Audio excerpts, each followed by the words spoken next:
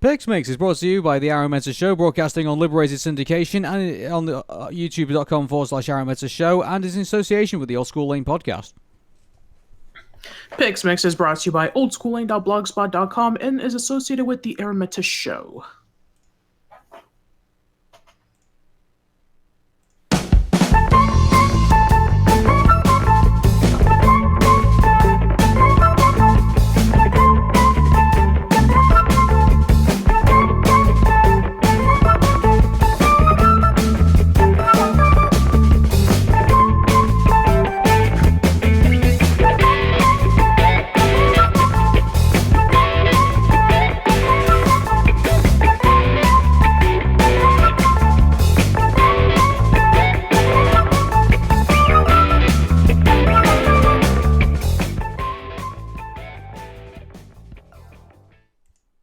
Welcome to PixMix with Aaron. And Patricia. Hey Patricia, how's it going? I'm good. We've just been having a very, very long winter. Yeah, and has anything been bugging you recently? Yeah, we have to talk about our next movie, Antz. Oh wait, wrong movie. No, I think you're referring to another particular Ant movie, so shall I bring it up for us and so we can see it? Yeah, let's do it.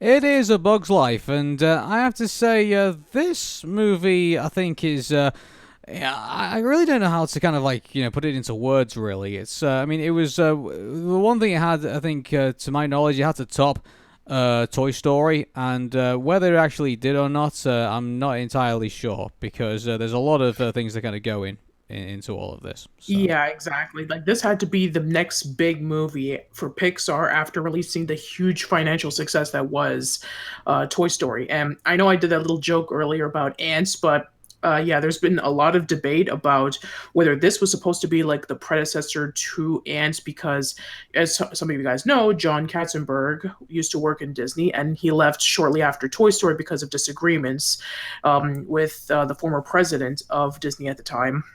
He started DreamWorks, and he was the one who claimed to have came up with the idea of, let's do a movie about bugs. And so that was when Antz came out. And then about shortly a few weeks after, we have A Bug's Life. And a lot of people did the comparison, like, which is the better movie? Is it Antz or A Bug's Life? What is this? Is this new company called DreamWorks, or is this new company called Pixar? So I think that, in my opinion, like, this movie was like one of many that started off the Pixar DreamWorks competition that pretty much flourished throughout the 2000s. Yeah, it'd be interesting to do, once we get into, somewhere down the line we may consider going into DreamWorks films, and it'd be interesting to do a comparison between Antz and A Bug's Life. I actually saw Antz about a month ago, and I know a lot of people don't really consider Antz as like one of the definitive DreamWorks movies as much compared to all the others that we have nowadays, like Shrek or Kung Fu Panda or How to Train Your Dragon. But I still respect Antz for what it is. It's definitely, when looking back on it, it definitely does push in the boundaries of what a kids' film should present. Mm-hmm. So anyway, before we get into Antz, actually, we've actually need to talk about the short that came with the film, and this was actually given in the theatrical and also the video releases, and it was called Jerry's Game. And then, not to mention, this was the very first like Pixar short that wasn't like one of those shorts that they used to do back in the 80s and early 90s, like the toy one or the snowman one, or even Luxo's, the one with Luxo in it. Yeah, and also on top of that, it won an Academy Award in 1997. So yes, it did. It was incredibly well received, and I like the idea of like a guy like playing, challenging himself, and kind of taking on himself, and you see kind of like this whole mentality kind of going on within this, this whole game of chess, I think it was, and so Yes. yeah, it was crazy to watch, to say the least, and it was very, very thoroughly enjoyable. And again, it was something that was original and not kind of related to what we were going to get in the plot of the movie. So that was, Yeah, pretty much. I And not to like that. mention that we would see Jerry again in Toy Story 2 as the toy restorer. hmm And yeah, that was quite, and that was quite funny in itself to kind of see him. So that was cool. So yeah, so now we go into A Bug's Life. So the plot, we start off with the plot. So the grasshoppers arrive once a season to extort food from the ants, supposedly in return for protection from bigger bugs. But while working with an invention to pick grain more efficiently, an ant named Flik accidentally destroys the annual offering to the ants we're collecting to appease the grasshoppers. So we go with this whole, I guess, maybe Prince of Egypt, I guess, kind of run with, I guess, with these kind of like these ants that are kind of slaves in a way, and then you're basically trying to appease their godlike, godlike, elite of grasshoppers.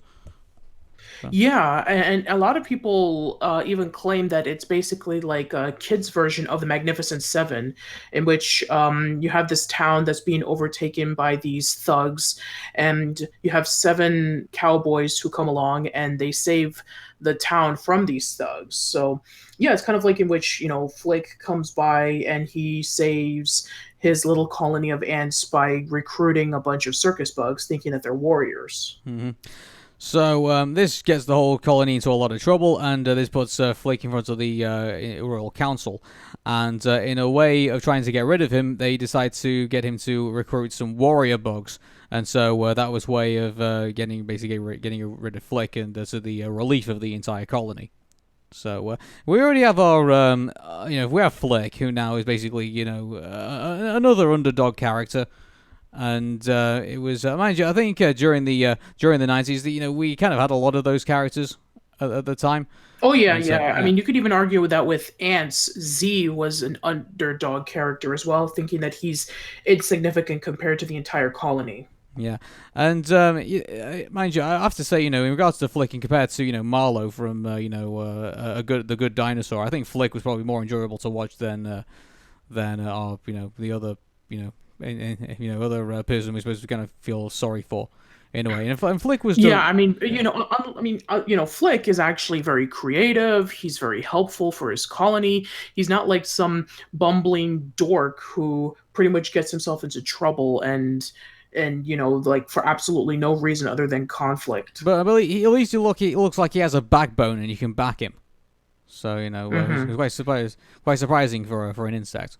So Yeah, yeah, that's true. I mean, he actually did stand up for one of the grasshoppers earlier in the movie. We'll get to that part later. mhm, But yeah, he does actually defend himself, and he actually does try to help others when people are in trouble. yeah. Flick finds his way to the city, which is actually a garbage under a particular famous trailer. And do I believe there Yeah, the was same trailer that was in Monsters Inc. yeah, and was the Pizza Planet vehicle parked outside in that one? I can't Yep. remember if it was. Yeah, it was. Okay, so Hmm. cool. So a lot of Yeah, and a lot of people, once again, going into the Pixar theory, I know we haven't covered this movie yet, but some people say that the tree that they're living under is the same little sapling that Wally is trying to bring back to Earth, which mhm, is, why you explain why there's not a lot of people around. yeah. Flick goes to the city, and he mistakes a bunch of circus performers who act collapsed in the chaos as warrior bogs he's seeking. And I was wondering about because there was a scene before that where you actually see them as circus bugs, and obviously they do the whole flaming death routine, and it just goes up in their face, and they end up getting fired. So I believe for Yeah, that because the it just ended up being a huge disaster. hmm So they're all like in a bar, drowning their sorrows, and then they basically a bunch of bugs mess with the wrong ladybug, and then all of a sudden chaos ensues. So Which I actually thought that was a funny twist in which the ladybug is actually a guy. And yeah, that's actually a really interesting point. I mean, it's called a ladybug, but men and women can be ladybugs. So I actually mhm. do like that little plot twist. Yeah, it was interesting commentary, wasn't it, for what it was. And Sure. so both Flik and the circus troupe soon return home to their respective mistakes. However, the rest of the ant colony have become convinced that these newcomers are the warriors for which they hoped would rescue the circus bugs and help Flik pull off a daring rescue of Dot, the young princess aunt of the colony who idolizes Flik, and a wounded Francis, a ladybug performer who basically we talked about before from the this hungry bird. So basically, they imagine the whole routine of them introducing them to the colony, and they're greeted as heroes, and the circus buds are not aware of all of this, and then like all the kids put on like the play of them like attacking the grasshoppers. And stuff, and you see them all turning. One of my favorite scenes. Yeah, and you see them all turning white, and it's like, that was pretty brutal, dark comedy when you think about it, because it's exactly. That got pretty dark pretty quickly, and like it was even I don't know the fact that it was children is like kind of makes it a bit more I don't know, kind of makes it a bit more dark. Anyway, they think this is what's going to happen when they take on the grasshoppers and stuff. Yeah, and one of my favorite things about that scene is that, Tuck and Roll, who are the little roly-poly bugs from the circus, they don't understand English. So when they're just seeing the performance, they just clap and they just enjoy it, and they don't realize that, oh, this is them, and they're supposed to be fighting against the grasshoppers. They just think it's just a big performance. Yeah. Caught between the opportunities to turn around his fortunes within the colony and the fortunes of the bug troop are not who they appear to be. Flik advocates building a fake bird to scare away Grasshopper. So they when they go through the whole, how do you feel about the whole? Like, it does feel a bit like the liar revealed again. Like a massive trope that we've seen in the 90s. Yeah, and so. I mean, mind you, would you say this was one that wasn't done as badly, I guess, as other ones that have been done in the past? I guess. I guess so. I mean, it does make a lot of sense considering that, Flik is trying to help his colony as opposed to like, oh, I'm this character, or I have this position in power, or I'm rich, or what have you. He's just doing it for the sake of, I want to protect my friends and my family from, grasshoppers harassing them for more food. Yeah, and it looks like, at least the bugs were trying to do something heroic, by basically creating the fake bird and getting that, basically using that to scare the grasshoppers away. So at least there was that part of it as well. So maybe during all this, they're putting off basically collecting for the next. You can see it actually as it all plays out. They've not been collecting for like the next offering. So they haven't been. I mean, I know that they have maybe collected enough food for themselves, but they haven't collected any food for the grasshoppers. They've been mostly working on building the fake bird. Mm-hmm. So that's all been playing out, and so after advocating for doing the fake bird, the ants unite behind Flik until his circus ringmaster P.T. Flea arrives on the scene to retrieve his former performers, and they were building that up pretty well. Like so, they're all having this celebration, and all the ants are on the lookout, and you can see. Like they all got like the torches and that, and then you start slowly seeing like one torch come up and another torch come up, and you start to think, oh, good grief, it's the grasshoppers. And they're on their way, and so but then you find out that it's actually P.T. Flea, and he does come out of the blue actually when you think about it, because you would think that P.T. Flea at the time was actually just kind of like a character which is kind of like a device to kind of like show how shitty the bugs are in a way, and all like and. So the fact that we saw him again was actually quite a surprise to me when I first saw it. Because I thought, oh, he's just there as a device. Yeah. He's not there as actually like a exactly. A side character. I mean, you didn't think that he was going to come back. You thought, oh, he was going to show up that one time and then you never see him again. But no, it's like, we need to find a way to reveal that these bugs are not warriors. They're from the circus. So here comes P.T. Flea, and he's been going around from anthill to anthill looking for them. And then eventually, they do get revealed. And apparently Flaming Hit was a gigantic hit for the circus, which is why he wants to call them back. And that's when the big reveal of, oh, they're not warriors, they're circus bugs. And then that's when the reveal of, Flik actually knew this the whole time, and he was just trying to hide it so that they can actually make the bird. Yeah. So that basically happens, and then Flik gets banished by Princess Atta, who's the older sister of Dot, and banishes Flik And from. yeah, and also apparently for some reason Wacko and Yakko are not in this movie. So they banish Flik, and he goes on to join the rest of the circus. Meanwhile, the grasshopper's home in the sombrero under a sombrero in the desert. Molt, Hopper's brother, is tricked by the other grasshoppers to try and talk Hopper into returning to the ant island, since they don't have since they have more than enough food to last out the rain soon. His response shows the men exactly what they are returning to bury the three in question with about 300 seats. So you can so basically he goes through like, the whole thing of like, oh, why bother going back, and then he says, he talks about that one ant, and which is Flik, and he says, if one turns against us, then they may all turn against us. So he basically uses that for justification to get his whole gang to basically go off and find the ants again. Yeah, and this is another dark moment in which when he's trying to prove that if the ants override them, then they will be powerless. And he, throws a little seed at them and he asks if it hurts, and then he pulls down all of the seeds and they get crushed, and we can assume that they die because we never see them again. Mm-hmm. What do you think of Hopper as a villain? Like, it's kind of ironic knowing that Kevin Spacey voices him. Oh yeah, actually I forgot about that actually. Oh, good grief. And it just is that takes the air out of me actually, just knowing that. So sorry, I didn't even know that. Did Kevin Spacey played Hopper? Really? Mm-hmm. Like, oh wow, Yep. I never knew that. So wow. That's not completely off track now. So let's just go back onto that. So nearly all the work has happened, and confused the PT inadvertently incinerates the. Oh, hang on a second, we've skipped a bit. I knew we did, so let me just have a look at this. Having wasted an enormous amount of time pursuing Flik's plan to stand up to the grasshoppers, the ants try desperately to gather enough food for the new offering, but due to the rapidly approaching winter season, they can't find enough food to meet the quota. When the grasshoppers return, they are angered by the meagering offering, and Dot overhears Hopper's plan to squash the queen as a revenge. So she goes off to try and find it, but is then attacked by their what's the name of that grasshopper? That really feral grasshopper, a thumper. There we go. So there's that whole scene, which is the and same then, name as the rabbit from Bambi. Yeah, and there's also actually that's interesting now that they decided to go with that name. And also there's a bit where they've been doing this thing with Dot in the film where she's trying to like use her wings and stuff, and then she finally, in a desperate attempt to try and stay alive, she uses them, and then flies off to go find Flik and the rest of the bugs. So.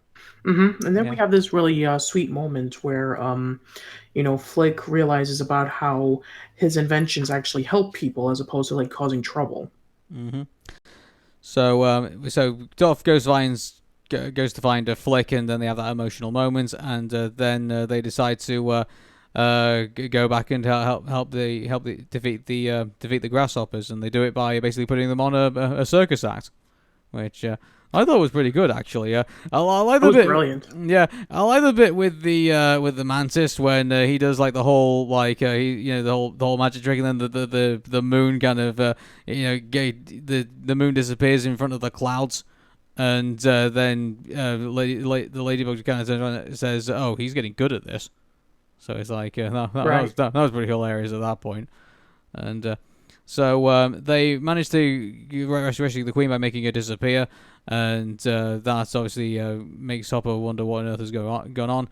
And meanwhile, while all this has been going on, Flik has managed to get their scout troop to go and get the bird ready, and which is still up there, and basically get that flying around.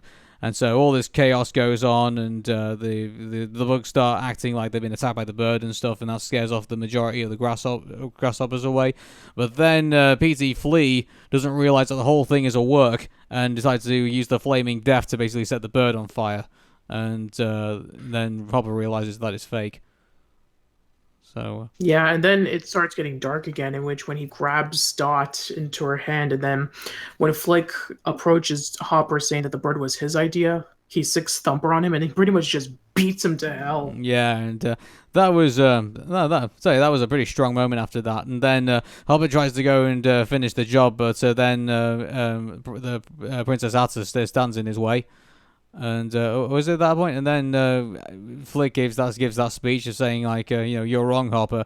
Ants are not meant to serve grasshoppers. I've seen ants do great things, and year after year they somehow manage to pick enough food for themselves and you. So who is the weaker species? The ants don't need the grasshoppers. It's you who needs us. We are stronger than what you say you are, and you know it, don't you? And then all the ants just start to rise up.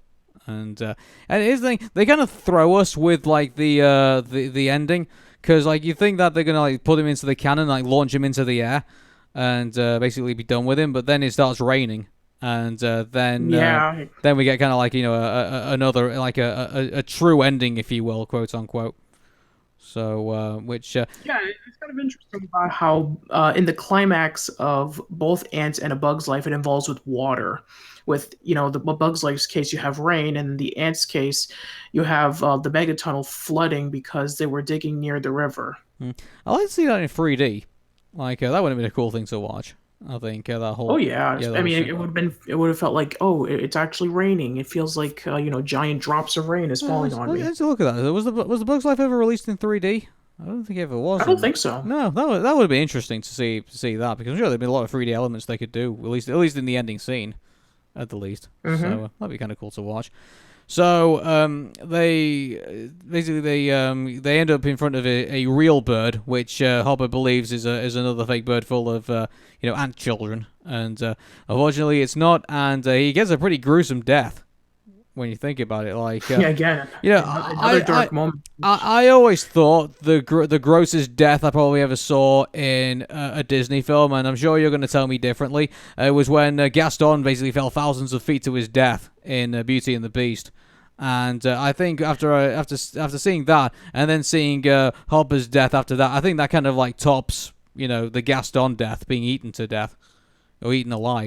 It's a bit debatable. I mean, we could talk about like which is worse, like maybe when Sykes from Oliver and Company gets run over by the subway train, or when Clayton from Tarzan gets hung. Oh yeah, and still mind you, on top of that as well, in the Pixar world, Judge Doom. Oh, the Pixar world. Okay. No, sorry. Yeah, Judge Doom is definitely a pretty gruesome death. But you got Charles Muntz from Up. He fell thousands of even higher from his death, and so no doubt he had to wait a couple of seconds before he hit the ground.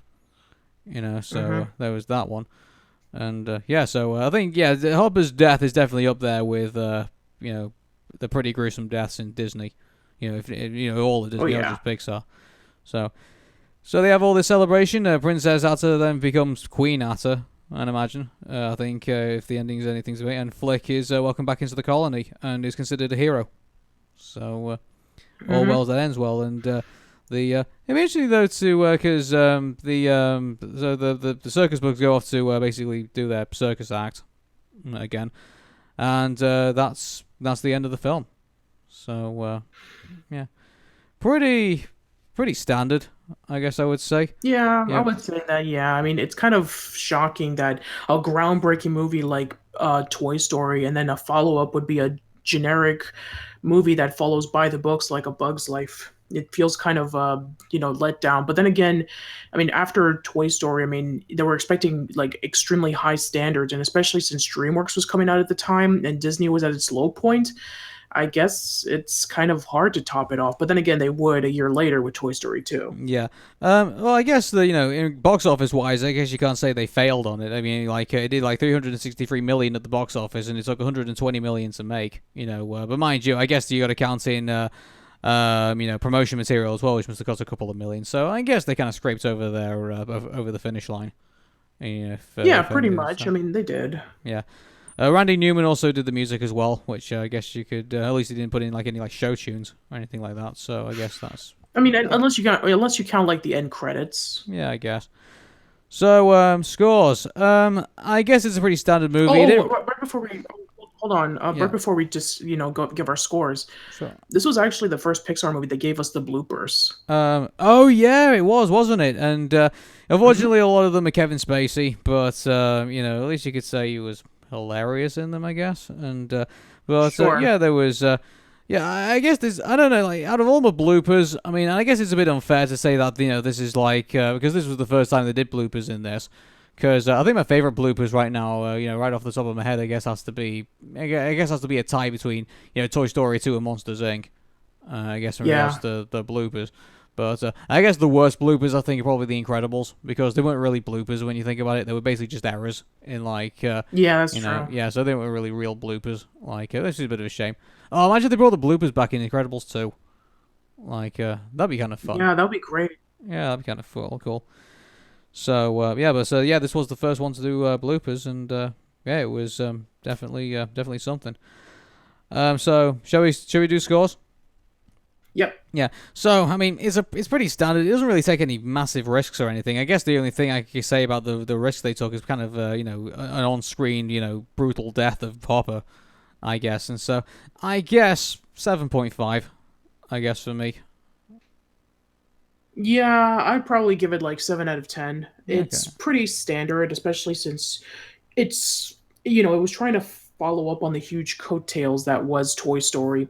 And Mm-hmm. the characters are okay, the story's okay.